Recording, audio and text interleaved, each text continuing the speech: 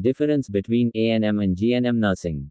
ANM, auxiliary nurse midwifery, and GNM, general nursing and midwifery, are two different nursing courses with distinct scopes and durations. Course duration. ANM, 2 years, including internship.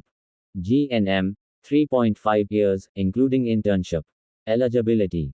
ANM, 10+2, any stream, preferably science. GNM, 10+2, science stream, preferably biology. Focus. ANM primarily focuses on maternal and child health care, family planning, and basic nursing care. GNM covers a broader range of nursing topics, including surgical, medical, and community healthcare. Job opportunities. ANM works in rural healthcare centers, maternity clinics, and government health programs.